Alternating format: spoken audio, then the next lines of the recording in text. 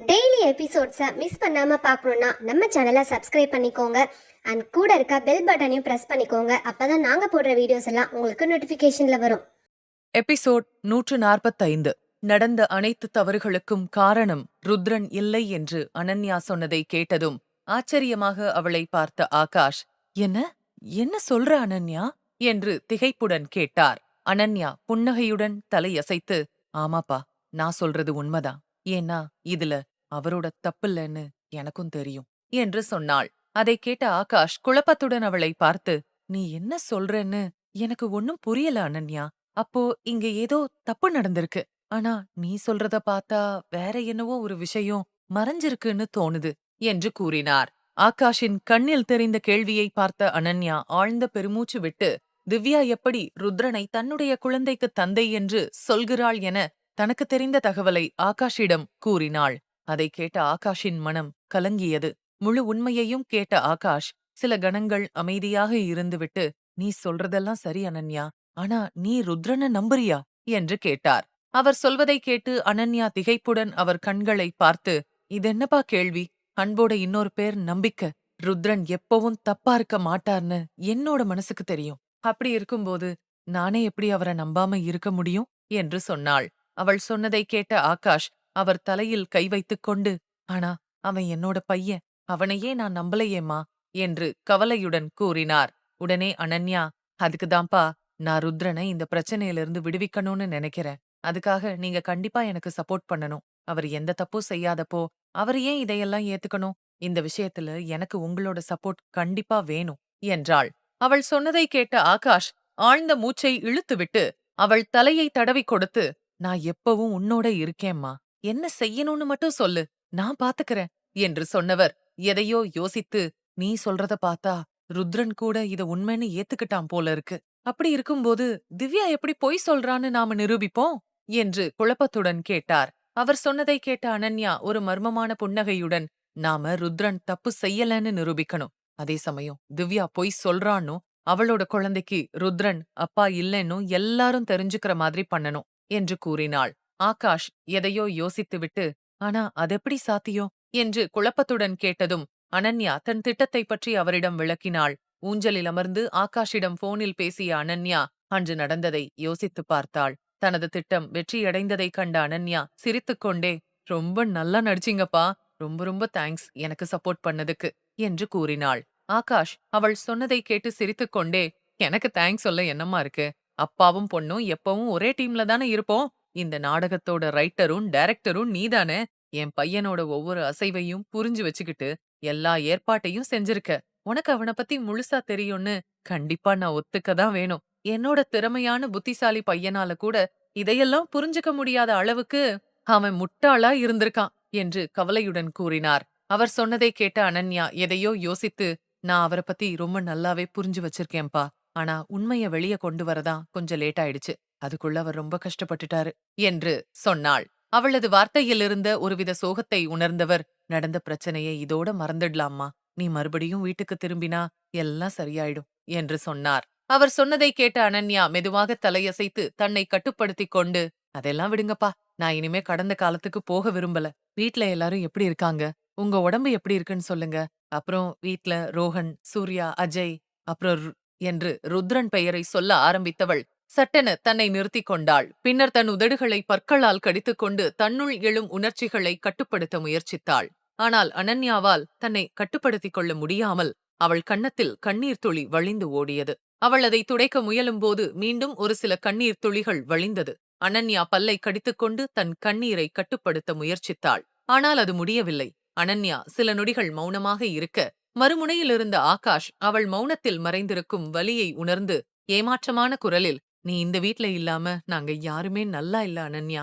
உன்னாலதான் இந்த வீடு வீடா மாறுச்சு. இல்லனா இது வெறும் செங்கல் கட்டிடம்தான். எவ்ளோ சீக்கிரம் முடியுமோ அவ்ளோ சீக்கிரம் திரும்பி வந்துரு. இங்க இருக்கிற எல்லாருக்கும் நீ வேணும் என்று சொன்னவர் சில நொடி நிறுத்திவிட்டு, ருத்ரனுக்கும் தான் என்று சொன்னார். அவர் சொன்னதை கேட்ட அனன்யா தன்னை கட்டுப்படுத்திக் கொண்டு, அப்பா, உங்க பையன் எனக்கான உரிமைய பறிச்சுக்கிட்டாரு. இனிமே நான் எந்த உரிமையில அங்க திரும்ப முடியும் சொல்லுங்க? நான் விரும்பினாலும் என்னால அங்க வர முடியாதுப்பா. என்னால முடியாது. சாரி என்று சொல்லியவள் ஆகாஷின் பதிலை கூட கேட்காமல் போனை வைத்துவிட்டு தன் கண்களில் வழியும் கண்ணீரை துடைத்து தன்னை கட்டுப்படுத்த முயன்றாள். அவளால் தன்னை பலவீனமாக காட்டிக்கொள்ள முடியவில்லை.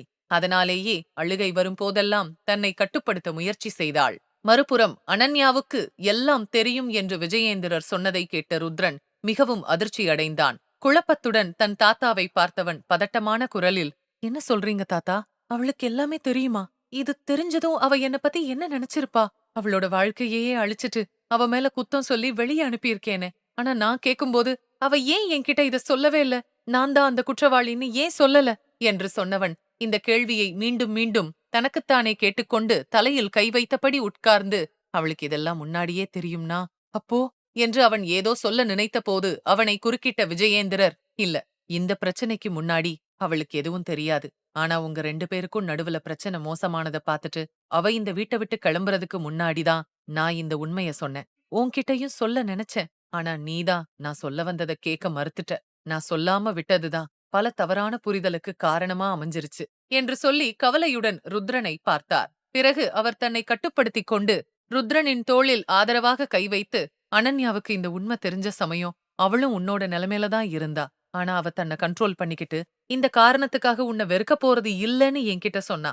உங்க 2 பேரோட உறவ பொறுத்த வரைக்கும் நீ அவளை விட்டு பிரிஞ்சதும் அவ ரொம்பவே தனிமையாகிட்டா" என்று சொல்ல, அதை கேட்ட ருத்ரனின் கண்கள் கலங்கின.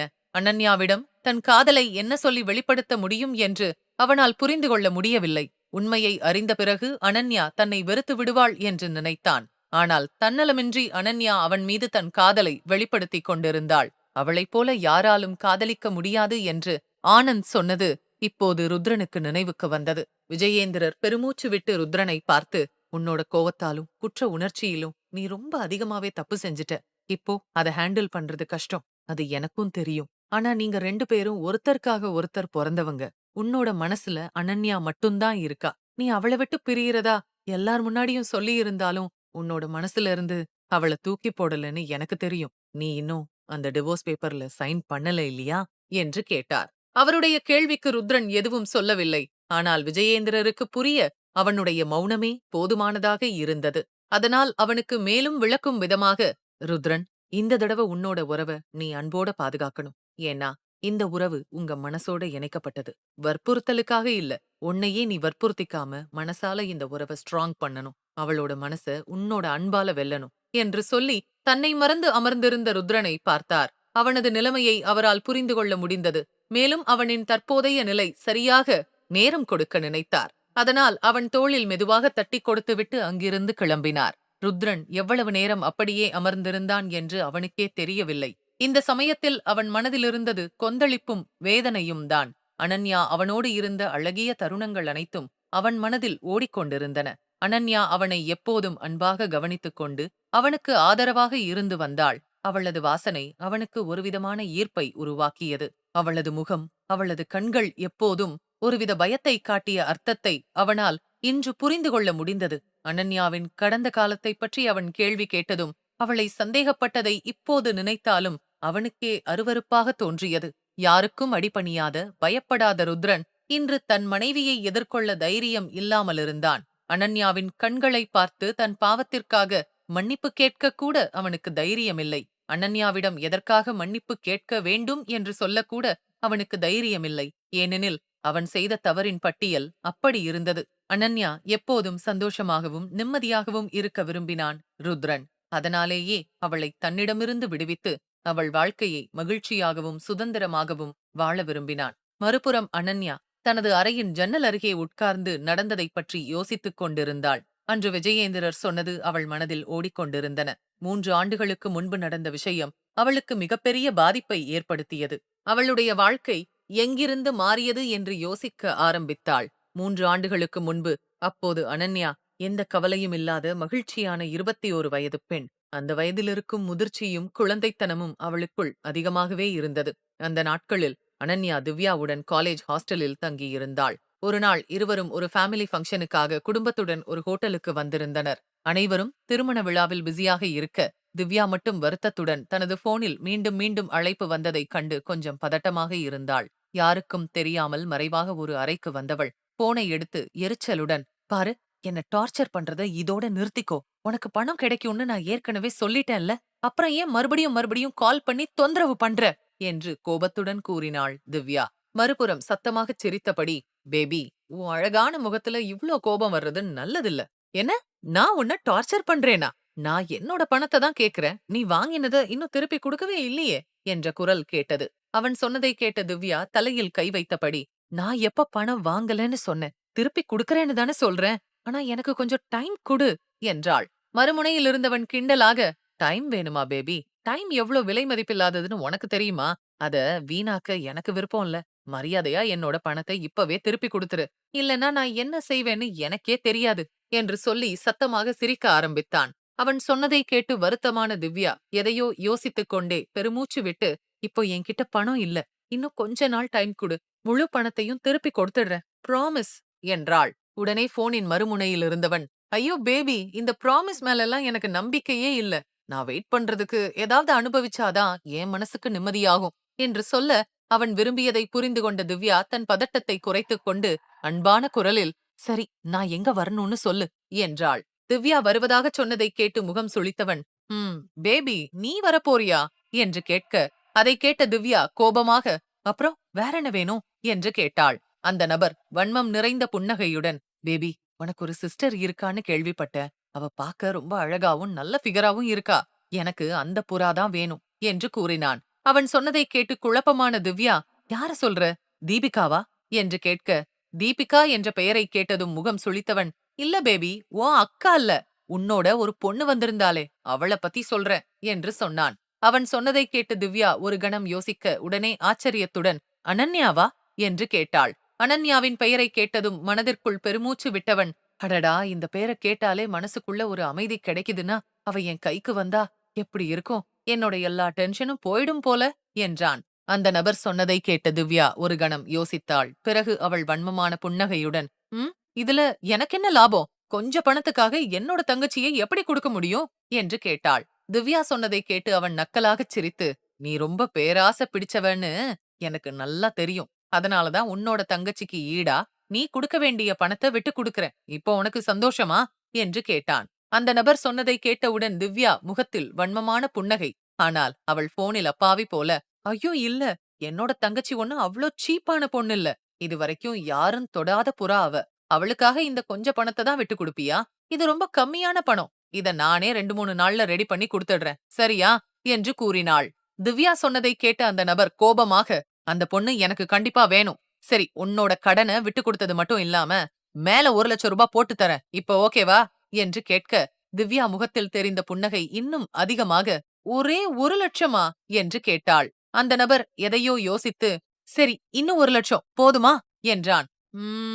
என்று யோசித்தபடி திவ்யா தயங்க, அவள் இப்படி யோசிப்பதைக் கண்டவன் பொறுமை இழந்து, சரி, 4,00,000, இதுக்கு மேல 1 ரூபாய் கூட கொடுக்க முடியாது என்று சொன்னான். அவன் சொன்னதை கேட்ட திவ்யா சிரித்துக்கொண்டே சரி என்றாள். அந்த நபர் ஆழ்ந்த பெருமூச்சை இழுத்துவிட்டு, ஆனா எனக்கு இன்னிக்கே வேணும், அப்பதான் 4,00,000த்தையும் கொடுப்பேன், இல்லன்னா என்று இழுக்க, திவ்யா தீவிரமான முகபாவனையுடன், கவலைப்படாத, வேலை முடிஞ்சிரும், பாய் என்று சொல்லிவிட்டு போனை கட் செய்தவள் அனன்யாவை இப்போது எப்படி அங்கே அனுப்புவது என்று யோசிக்க ஆரம்பித்தாள். அனன்யா அறைக்குள் வரும்போது திவ்யா தலையில் கை வைத்து யோசித்துக் கொண்டிருந்தாள். அதை பார்த்த அனன்யா, உனக்கு என்னாச்சு திவ்யா, என்ன யோசிச்சிட்டு இருக்க, ஏன் நீ கீழே வரலன்னு எல்லாரும் கேக்குறாங்க என்று கேட்டாள். அனன்யாவின் குரலை கேட்டு சுய நினைவுக்கு திரும்பிய திவ்யா அவளை நிமிர்ந்து மேலிருந்து கீழாக பார்த்து எதையோ யோசித்தவள் பின்னர் தன்னை சாதாரணமாக இருப்பதைப் போல காட்டிக்கொண்டு, அட, அதெல்லாம் ஒண்ணும் இல்ல என்று சொல்ல, அனன்யா அவளை தயக்கத்துடன் பார்த்து, ஒண்ணும் இல்லையா, உன்னை பார்த்தா அப்படி தெரியலையே, உனக்கு என்ன ஆச்சுன்னு சொல்லு, ஏன் தலையில இப்படி கை வச்சுட்டு உக்காந்துருக்க என்று அக்கறையுடன் விசாரித்தாள். எபிசோட் 146. அனன்யாவை எப்படி அந்த நபரிடம் அனுப்பலாம் என்று திவ்யா யோசித்துக் கொண்டிருந்த சமயம் அவள் அறைக்குள் வந்த அனன்யா, என்ன ஆச்சு திவ்யா, ஏன் ஒரு மாதிரி இருக்க என்று விசாரிக்க, அதெல்லாம் ஒண்ணும் இல்ல, நான் நல்லாதான் இருக்கேன். ஆனா உனக்கு என்ன ஆச்சு, ஏன் தலையை பிடிச்சிட்டு வர என்று கேட்டாள் திவ்யா. அனன்யா தலையை அழுத்திக் கொண்டே, ஐயோ தெரியல திவ்யா, திடீர்னு ரொம்ப தலை வலிக்குது, கீழே வேற ஒரே சத்தமா இருந்துச்சா, அதான் தலைவலிக்கு மருந்து எடுத்துக்கலான்னு வந்தேன் என்று சொல்லிக்கொண்டே தன் பையில் மருந்தை தேடினாள். அனன்யா சொன்னதை கேட்டதும் திவ்யாவுக்கு ஒரு யோசனை வந்தது. அவள் வேகமாக படுக்கையிலிருந்து எழுந்து அனன்யாவிடம் சென்று அவள் கையை பிடித்து கட்டிலில் உட்கார வைத்தாள். பிறகு அவளுக்கு உதவி செய்வது போல, ஓஹோ, அதுதான் விஷயமா, சரி கொஞ்சம் வெயிட் பண்ணு, என்கிட்ட ஒரு சூப்பர் மருந்து இருக்கு, நீ இங்கே இரு, நான் எடுத்துட்டு வரேன் என்று சொன்னாள். திவ்யா அவளை கட்டிலில் உட்கார வைத்துவிட்டு தன் பர்சிலிருந்து ஒரு மாத்திரையை அனன்யாவிடம் கொடுத்து, இதை எடுத்துக்கோ, இதனால உன்னோட தலைவலி ஒரு நிமிஷத்துல போயிடும் என்று சொன்னாள். அனன்யா அந்த மாத்திரையை ஒரு முறை பார்த்துவிட்டு கவலையான முகபாவனையுடன், ஆனா திவ்யா, எனக்கு இந்த மாத்திரையெல்லாம் சரிப்பட்டு வராது. இத சாப்பிட்டதும் கொஞ்சம் டிஸ்டர்பா இருக்கும், தலை இன்னும் பாரமா இருக்கிற மாதிரியும் இருக்கும், நான் ஏதாவது தைலம் தேய்ச்சுக்கிறேன் என்று கூறினாள். திவ்யா அவளுக்கு பதில் சொல்வதற்குள் அந்த நபரிடமிருந்து மெசேஜ் வர ஆரம்பித்தது. அதை பார்த்த திவ்யா வேகமாக கையில் இருந்த மாத்திரையை அனன்யா வாயில் திணித்துவிட்டு, அட, நீ என்ன வயசானவங்க மாதிரி பேசுற? இந்த வயசுல தைலம் தேய்ச்சிட்டு படுத்துட்டு இருப்பாங்களா? மாத்திரை சாப்பிட்டோமா, போய் கல்யாணத்தை என்ஜாய் பண்ணோமான்னு இருக்கணும். இந்த மாத்திரை போட்டா ஒன்னும் ஆகாது என்று சொன்னாள். அனன்யா அவளை தடுக்கும் முன் திவ்யா அவள் வாயில் மாத்திரையை வைத்து தண்ணீரை குடிக்க வைத்தாள். அனன்யாவால் எதையும் புரிந்து கொள்ள முடியவில்லை. ஆனால் திவ்யாவின் இந்த நடவடிக்கை மிகவும் விசித்திரமாக இருந்தது. ஆனால் அதை பெரிதாக பொருட்படுத்தாமல் அனன்யா தலையை தடவிக் கொண்டிருந்தாள். பின்னர் திவ்யா இந்த வாய்ப்பை பயன்படுத்தி அனன்யாவின் டிரெஸ்ஸில் காஃபியை கொட்டினாள். அதை பார்த்த அனன்யா கவலையுடன், என்ன திவ்யா அது? என்ன செஞ்சிட்டு இருக்க? என்னோட லெஹங்கா கரையாயிடுச்சு பாரு என்று சொல்ல, திவ்யா அவளது டிரெஸ்ஸை வேகமாக சுத்தம் செய்வது போல நடித்து, அச்சோ சாரி அனன்யா, சாரி, நான் கவனிக்கல. ஓ, இது ரொம்ப கரையாயிடுச்சே. நீ வேற ஒரே ஒரு லெஹங்கா மட்டும்தான் எடுத்துட்டு வந்தல்ல, இப்ப என்ன செய்யறது என்று குழப்பமாக கேட்டாள். திவ்யா செய்த எதுவும் அனன்யாவுக்கு பிடிக்கவில்லை. அவள் முகம் சுளித்தபடி தன் லெஹங்காவை சுத்தம் செய்ய வேகமாக ரெஸ்ட் ரூமுக்குள் சென்றாள். ஆனால் எவ்வளவு கழுவியும் அதிலிருந்த கரை போகவே இல்லை. இதை பார்த்த அனன்யாவுக்கு மிகவும் கவலையாகிப் போனது. இந்த நிலைமையில் எப்படி எல்லார் முன்னிலையிலும் போக முடியும் என்று நினைத்துக் கொண்டு அறைக்குள் திரும்பிய போது திவ்யா லெஹங்காவை மாற்றிக்கொண்டு வேறு உடை அணிந்திருப்பதை பார்த்தாள். அதை பார்த்த அனன்யா குழப்பத்துடன், என்ன ஆச்சு திவ்யா? நீ ஏன் ட்ரெஸ் சேஞ்ச் பண்ணிட்ட? கீழே போலையா என்று கேட்டாள். அவள் சொன்னதை கேட்ட திவ்யா சிரித்துக்கொண்டே அவள் அருகில் வந்து தன் லெஹங்காவை எடுத்து அவளிடம் கொடுத்து, உன்னோட ட்ரெஸ்ஸ நான் வீணாக்கிட்டேன்ல, என்னோட இந்த லெஹங்காவை நீ போட்டுக்கோ, உனக்கு இது ரொம்ப பிடிக்கும்ல என்றாள். திவ்யா இதைச் சொன்னதும் ஆச்சரியத்துடன் அவளை பார்த்த அனன்யா, ஆனா நீ என்று குழப்பமாக கேட்க, அலட்சியமாக தலையசைத்த திவ்யா கண்ணாடியில் தன்னை பார்த்தபடி, நான் வேற ஏதாவது ட்ரெஸ் போட்டுக்கிறேன், எனக்கு ஒண்ணும் உன்ன மாதிரி ஒரே ஒரு ட்ரெஸ் இல்லையே, நான் நிறைய கொண்டு வந்திருக்கேன், அதுல ஏதாவது ஒண்ணு போட்டுக்கிறேன் என்று சொன்னாள். அனன்யா அவள் சொன்னதை கேட்டு புன்னகைத்தாள். மேலும் திவ்யா சொன்னதை பெரிதாக எடுத்துக்கொள்ளாமல் மகிழ்ச்சியுடன் திவ்யாவின் லெஹங்காவை போட்டுக்கொண்டாள். இதற்கு முன்பும் திவ்யாவின் ஆடைகளை அணிந்திருந்ததால் அவள் இதை பற்றி பெரிதாக நினைக்கவில்லை. அனன்யா லெஹங்காவை மாற்றிக்கொண்டு கீழே செல்ல முற்பட்ட போது திவ்யா அவளை தடுத்து நிறுத்தி, அனன்யா, ஒரு நிமிஷம், எனக்காக ஒரே ஒரு ஹெல்ப் பண்ணு. 3வது மாடியில உள்ள ரூம் நம்பர் 305ல இருந்து என்னோட திங்ஸ கொஞ்சம் எடுத்துட்டு வரியா என்று உதவி கேட்டாள். திவ்யா இதை கேட்டதும் குழப்பமான முகபாவத்துடன் அவளை பார்த்த அனன்யா, ஆனா திவ்யா, 3வது மாடியில யார் இருக்காங்க? நம்ம சொந்தக்காரங்க எல்லாரும் 5வது 6வது மாடியில இருக்கிற ரூம்ல தானே இருக்காங்க. உன்னோட திங்ஸ் எப்படி அங்க போகும் என்று கேட்டாள். அவளது கேள்வியில் அதிர்ந்த திவ்யா சில நொடிகள் தன்னை நிதானப்படுத்திக் கொண்டு, ஏய், லாஸ்ட் டைம்ல சில ரூம்ஸ் 5வது மாடியில புக் ஆகலையா, அவங்கள எல்லாம் 3வது மாடியில தான் தங்க வச்சிருக்காங்க. நான் என்னோட மேக்கப் செட்ட செல்வி ஆண்டி பொண்ணு கிட்ட கொடுத்திருக்கேன். அத கொஞ்சம் வாங்கிட்டு வாயேன், நானே போயிடுவேன். ட்ரெஸ்ஸ மாத்திட்டு போறதுக்குள்ள லேட் ஆயிடும், அதான் உன்கிட்ட ஹெல்ப் கேக்குறேன் என்றாள். திவ்யாவின் இவ்வளவு பெரிய விளக்கத்திற்கு பிறகு அதற்கு மேல் எந்த கேள்வியும் கேட்காமல் சரியென்று ஒப்புக்கொண்டு அறையை விட்டு வெளியேறினாள் அனன்யா. அவள் வெளியேறுவதை பார்த்த திவ்யா வன்மமான புன்னகையுடன், சாரி டியர் அனன்யா, நீ ரொம்பவும் அப்பாவி. எப்பவும் என்னோட வலையில ஈஸியா விழற ஒரே ஆள் நீதான். உனக்கு என்ன நடக்க போகுதுன்னு என்னால கற்பனை செஞ்சு கூட பார்க்க முடியாது. ஆனா என்ன பண்றது அனன்யா, எனக்கு வேற வழி இல்லையே. தயவு செஞ்சு இந்த ஒரு வலிய மட்டும் கடைசியா இந்த திவ்யாவுக்காக தாங்கிக்கோ என்று தனக்குள் சொல்லிக் கொண்டாள். பிறகு வேகமாக தன் போனை எடுத்து அனன்யா வருவதை பற்றி அந்த நபருக்கு மெசேஜ் அனுப்பிவிட்டு வேகமாக வாஷ்ரூமிற்கு சென்று அனன்யாவின் லெஹங்காவை அணிந்து கொண்டு கட்டிலில் படுத்துக் கொண்டாள். மேலும் அனன்யாவின் பெற்றோருக்கு போன் செய்து அனன்யாவுக்கு உடம்பு சரியில்லை, அதனால அவள் அறைக்குள் ஓய்வெடுத்துக் கொண்டிருப்பதாக தகவல் சொன்னாள். அவள் இதைச் சொல்வதன் மூலம் நிலைமையை சமாளிக்க முடியும் என்று எண்ணினாள். மேலும் முகூர்த்த நேரம் நெருங்கியதால் யாரும் அதிகம் அதில் கவனம் செலுத்தவில்லை. மறுபுறம் ருத்ரன் ஒரு முக்கியமான மீட்டிங்கிற்காக வந்திருந்தான். அதே நேரம் சமீராவும் அவனுடன் வந்திருந்தாள். கிட்டத்தட்ட எல்லா பெண்களும் ருத்ரனை அடைய விரும்பினார்கள். ஆனால் அவனை பொறுத்தவரை அவன் யாரையும் கண்டுகொள்ளவில்லை. சமீரா ருத்ரனை அடைய நீண்ட நாட்களாக திட்டமிட்டிருந்தாள். அதனால் அவன் குடித்த கூல்ட்ரிங்க்ஸில் போதை மருந்தை கலந்து வைத்திருந்தாள். இந்த விஷயம் ருத்ரனுக்கு தெரிய வந்தது. ஆனால் ருத்ரன் அதற்கு முன்பே அந்த கூல்ட்ரிங்க்ஸை குடித்திருந்தான். அதனால் தன்னை நிதானப்படுத்திக் கொண்டு அங்கிருந்த ஜெகனுடன் ரகசியமாக கிளம்பி அந்த ஹோட்டலில் தங்குவதற்கு பதிலாக அருகிலுள்ள மற்றொரு ஹோட்டலுக்குச் செல்வது நல்லது என நினைத்தான். ஏனெனில் இந்த நேரத்தில் எந்த தவறும் நடக்கக்கூடாது என்று ஜாக்கிரதையாக இருக்க முடிவு செய்தான். ஜெகன் ருத்ரனை மற்றொரு ஹோட்டலுக்கு அழைத்துச் சென்று அங்கிருந்த அறையில் உட்கார வைத்து ஒரு கிளாஸ் தண்ணீர் கொடுத்தவன், பாஸ், ஓகேவா? நான் வேணும்னா டாக்டருக்கு கால் பண்றேன் என்றான். கையில் இருந்த கண்ணாடி டம்ளரை இறுக்கமாக பிடித்து தன்னை கட்டுப்படுத்திக் கொள்ள முயன்ற ருத்ரன், இல்ல, தேவையில்ல ஜெகன், நான் நல்லாதான் இருக்கேன், நீ போ, நான் பாத்துக்கிறேன் என்று சொன்னான். அவன் சொன்னதை கேட்ட ஜெகன் கவலையுடன், ஆனா பாஸ் என்று தயங்க, ருத்ரன் கோபத்துடன் அவனை முறைத்து, எனக்கு ஒண்ணும் இல்லன்னு சொல்றேன்ல, முதல்ல இங்கிருந்து வெளியே போ, நான் பாத்துக்கிறேன் என்று சொல்ல, ஜெகன் மேற்கொண்டு எதுவும் சொல்ல முடியாமல் தலையை குனிந்தான். ருத்ரன் சொன்னதை கேட்ட ஜெகன் வேறெதுவும் பேச விரும்பவில்லை. ஆனால் அவனது நிலையை பார்த்தவனுக்கு என்ன செய்வது என்று புரியாமல் அமைதியாக வெளியேறினான். அவன் வெளியேறுவதை பார்த்த ருத்ரன் தன் கழுத்திலிருந்த டையை தூக்கி எறிந்துவிட்டு படுக்கையில் சாய்ந்தபடி கோபத்துடன், இதுக்கு பின்னாடி யார் இருக்காங்கன்னு கண்டுபிடி ஜெகன், எனக்கு அது யாரா இருந்தாலும் உயிரோட வேணும் என்று சொன்னான். அவன் சொன்னதை கேட்டதும் ஜெகன் சரியென்று தலையாட்டிவிட்டு அங்கிருந்து கிளம்பினான். அவன் சென்ற பிறகு ருத்ரன் தன் கோட்டை கழட்டி எறிந்துவிட்டு சட்டையின் பட்டனை திறந்து தன்னை அமைதிப்படுத்த முயன்றான். ஆனால் அவனுக்குள் வெப்பம் அதிகமாகிக் கொண்டே இருந்தது. போதை மருந்தின் விளைவு இப்போது உச்சத்தில் இருந்தது. ருத்ரனுக்கு தன்னை பற்றி சுயநினைவு இப்போது கொஞ்சமும் இல்லை. அதனால் தன்னை கட்டுப்படுத்த நினைத்தவன் ரெஸ்ட் ரூமிலிருந்து ஒரு பக்கெட் தண்ணீரை எடுத்து தன்மீதே ஊற்றிக்கொண்டான். ஆனாலும் அவனுக்குள் இருந்த வெப்பம் குறையவில்லை.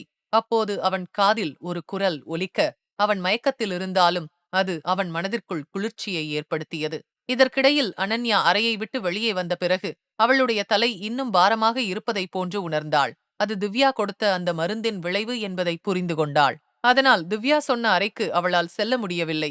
எனவே தலையை பிடித்துக்கொண்டு தன் அறைக்கே திரும்ப லிப்டுக்காக காத்திருக்க ஆரம்பித்தாள். வெகு நேரமாக காத்திருந்தும் லிப்ட் வராததால் தலையை பிடித்துக்கொண்டு படிக்கட்டில் இறங்க நினைத்தாள். அனன்யாவிற்கு மிகவும் தலை பாரமாக இருக்க எங்கே மயங்கி விடுவோமோ என்று பயந்தாள். ஆனால் எப்படியோ தன்னை கட்டுப்படுத்திக் கொண்டு கீழே வந்தாள். தவறுதலாக 3வது மாடிக்கு பதிலாக 4வது மாடிக்குச் சென்று அங்கிருந்த ஒரு அறைக்குள் சென்றாள். மங்கலான வெளிச்சத்தில் அந்த இடமே அமைதியாக இருந்தது.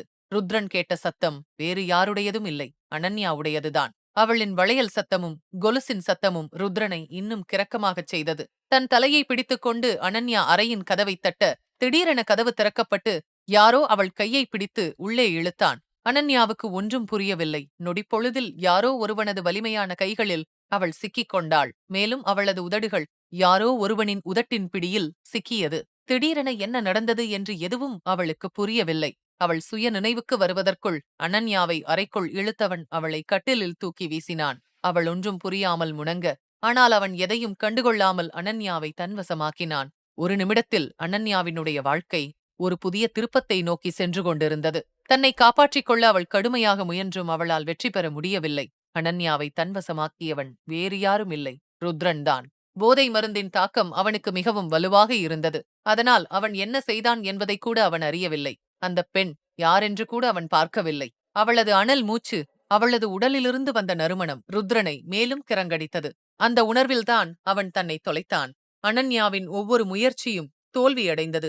இப்போது அவனும் தோல்வியை ஏற்று தன் முயற்சியை கைவிட்டான். ருத்ரன் அமைதியான பிறகு அனன்யா நீண்ட நேரம் அங்கேயே படுத்திருந்தாள். பிறகு தன்னை நிதானப்படுத்திக் கொண்டு அங்கிருந்து மெதுவாக வெளியேறினாள். அன்றைய நாள் அனன்யா தன்னை முழுவதுமாக இழந்து விட்டாள். மறுபுறம் அனன்யா தான் அனுப்பிய அறைக்குச் செல்லவில்லை என்ற செய்தி திவ்யாவிற்கு கிடைத்தது. தற்போது அனன்யாவின் நிலை தெரிந்தவுடன் மிகவும் பயந்து போனாள் திவ்யா. மிகுந்த சிரமத்துடன் அவள் தன் பெற்றோரிடம் சொல்லி அனன்யாவை அமைதிப்படுத்த முயற்சித்தாள். இங்கு ருத்ரனுக்கு சுயநினைவு திரும்பியதும் நடந்ததை குறித்து தன் நிலையை வைத்து தெரிந்து கொண்டான். பிறகு தன் அறைக்கு வந்த பெண் யாரென கண்டுபிடிக்க சிசிடிவி காட்சியை எடுத்துப் பார்த்தான். அதில் அனன்யாவின் முகம் சரியாக தெரியவில்லை. ஆனால் அவள் அணிந்திருந்த உடை மட்டும் தெளிவாக தெரிந்தது. அதை வைத்து விசாரித்து பார்க்கும்போது அந்த பெண்ணின் பெயர் திவ்யா என்ற தகவல் அவனுக்கு வந்து சேர்ந்தது. ருத்ரன் இதை பற்றி நினைத்து ஒரு குற்றவாளியாக குறுகிப் போனான். மேலும் எல்லாவற்றையும் தெளிவுபடுத்தி அந்த பெண்ணிடம் மன்னிப்பு கேட்க விரும்பினான். ஆனால் அதற்குள் விஜயேந்திரர் உடல்நிலை குறித்து தகவல் கிடைத்ததால் யாரிடமும் எதுவும் பேசாமல் அங்கிருந்து புறப்பட்டான். ஆனால் இங்கு அனன்யா அந்த விபத்திற்குப் பிறகு மிகவும் பயந்தாள். தனியாக இருக்கும்போது உள்ளுக்குள் நடுங்கிப் போவாள். இதற்கிடையில் அவள் கர்ப்பமாக இருப்பதை அறிந்து மிகவும் பதட்டமானாள். அவளுக்கு இது தெரிய வரும்போது ஏற்கனவே 3 மாதங்களுக்கு மேலாகியிருந்தது. ஏதோ இனம் புரியாத காரணத்தால் அனன்யாவுக்கு அந்த குழந்தை மீது பிணைப்பு ஏற்பட்டது. திவ்யா எவ்வளவோ சொல்லியும் அனன்யா அந்த குழந்தையை கலைக்க மறுத்துவிட்டாள். குழந்தையை பற்றிய உண்மை வெளியே வந்தால் தான் மாட்டிக்கொள்வோம் என்று திவ்யா பயந்தாள். இந்த பயத்தினால்தான் ஒரு நாள் அனன்யாவுடன் வாக்குவாதம் செய்து அவளை படிக்கட்டிலிருந்து தள்ளிவிட்டாள். அதில் அனன்யா மீண்டும் ஒருமுறை உடைந்து போனாள். தன் குழந்தையை இழந்த துக்கத்தில் அவள் உயிருள்ள சடலமாக மாறினாள். திவ்யாவிற்கு இதில் எந்த வருத்தமும் இல்லை. இனி தனக்கு எந்த பிரச்சனையும் இல்லை என்ற மகிழ்ச்சியில் இருந்தாள். அனன்யா இதில் யாரையும் குறை சொல்ல முடியாமல் தனக்குள் ஒடுங்கிப் போயிருந்தவள் தன் படிப்பின் மூலமாக அந்த நிலையிலிருந்து கொஞ்சம் கொஞ்சமாக வெளியே வந்தாள். அனன்யா தன் பழைய நினைவுகளில் சில நிமிடங்கள் தொலைந்து போனாள். அதை பற்றி யோசிக்கும்போது அவள் கண்களில் கண்ணீரும் உதட்டில் மௌனமும் இருந்தது. ஆனால் அவள் உள்ளத்தில் அமைதி இல்லை. வயிற்றில் கைகளை வைத்து தடவி கொடுத்தவள், ருத்ரன், நான் சந்தோஷமா இருக்கணுமா இல்ல சோகமா இருக்கணுமான்னு கூட தெரியல. ரொம்ப வினோதமான ஃபீலிங்ஸா இருக்கு. உங்கள முதலா சந்திச்ச சமயம் வாழ்க்கையில இவனை எப்பவும் பார்க்கவே கூடாதுன்னு நினைச்சேன். ஆனா இன்னைக்கு உங்களோட தான் வாழ விரும்புறேன் என்றவள் புன்னகையுடன் வயிற்றில் கை வைத்து, ருத்ரன், எனக்கு நம்ம குழந்தை இருக்கு. 3 வருஷத்துக்கு முன்னாடி நம்ம குழந்தைய நான் வயித்துல இருக்கும்போது உணர்ந்தப்போ அவனோட அப்பா பத்தி கேட்டா என்ன சொல்றதுன்னு ஒரு பயம் இருந்துச்சு. அப்போ உங்க பேர் தெரியாது, ஊர் தெரியாது, ஏன் யாரு என்னன்னு அடையாளம் கூட தெரியாது. ஆனா இன்னைக்கு அந்த கேள்விய யாராவது கேட்டா நான் சந்தோஷமா பதில் சொல்வேன். ஆனா நான் குழந்தைக்கு என்ன சொல்றது? நீ என்னோட வயித்துல இருக்கிறத உங்க அப்பாவுக்கு சொல்றதுக்கு முன்னாடியே அவரு உன் அம்மாவோட இருக்கிற உறவ முறிச்சுக்கிட்டாரு. உங்க அப்பா உன்னோட அம்மாவுக்கு தன்னோட விளக்கத்த சொல்லக்கூட டைம் குடுக்கல. இதுல என்கிட்ட என்ன தப்பு இருக்கு ருத்ரன்? ஏன் என்ன நீங்க புரிஞ்சுக்கல? என்று தனக்குள் சொல்லும்போதே அனன்யாவின் கண்கள் கலங்கியது. அவளால் தன் மனதில் எழும் கேள்வியை கட்டுப்படுத்த முடியவில்லை. ருத்ரனுக்காக எவ்வளவு ஏங்கினாலும் இந்த முறை அவனை மன்னிக்க முடியாது என்பது அவளுக்கு தெரியும். மறுபுறம் 2 நாட்கள் தன் அறையில் அடைந்து கிடந்த ருத்ரன் இன்று அலுவலகத்திற்கு தயாராகி வேகமாக படியிறங்கி கீழே வந்தான். ருத்ரனை பார்த்ததும் ரோகன் கையை உயர்த்தி குட் மார்னிங் சொல்ல, ருத்ரன் அனைவரையும் புறக்கணித்துவிட்டு அமைதியாக அங்கிருந்து வெளியேறினான். ருத்ரன் அப்படிச் செல்வதை விஜயேந்திரர், ஆகாஷ், அஜய் என அனைவரும் திகைப்புடன் பார்த்தார்கள். ரோகன் முதலில் ருத்ரனின் நிலையைக் கண்டு ஏமாற்றமடைந்தான். பின்னர் எதையோ யோசித்து உற்சாகமடைந்தவன், அண்ணா ஒரு வழியா ரூம்ல இருந்து வெளியே வந்துட்டாரு. இவ்ளோ அவசரமா போறாரே, ஒருவேளை அண்ணிய கூட்டிட்டு வர போறாரோ என்று சொல்லிக்கொண்டே மகிழ்ச்சியுடன் அனைவரையும் பார்த்தான். ரோகன் சொன்னதை கேட்ட அஜய் நிதானமாக அவனை பார்த்து, ரோகன், நீ சொல்றது உண்மையா இருக்கணும்னு நானும் நினைக்கிறேன். ஆனா அப்படி நடக்கிறதுக்கு பாசிபிள் இருக்கிற மாதிரி எதுவும் தெரியல. ருத்ரனோட நடவடிக்கைய கவனிச்சியா? ஏதோ பாஞ்சு போற நதிய அணைக்கட்டி தடுத்து நிறுத்தி வச்சிருக்கிற மாதிரியே தெரியுது. எனக்கு தெரிஞ்ச வரைக்கும் ருத்ரன் தன்னோட ஃபீலிங்ஸ கண்ட்ரோல் பண்ணிட்டு இருக்கான். இது எங்க போய் முடிய போகுதுன்னு தான் தெரியல என்று கவலையுடன் கூறினான் அஜய். இந்த எபிசோட் உங்களுக்கு பிடிச்சிருந்தா அந்த வீடியோக்கு ஒரு லைக் பட்டன் கொடுங்க. அண்ட் இந்த மாதிரி தொடர்ந்து வீடியோஸ்க்கு நம்ம சேனலை சப்ஸ்கிரைப் பண்ணிக்கோங்க. தேங்க்யூ.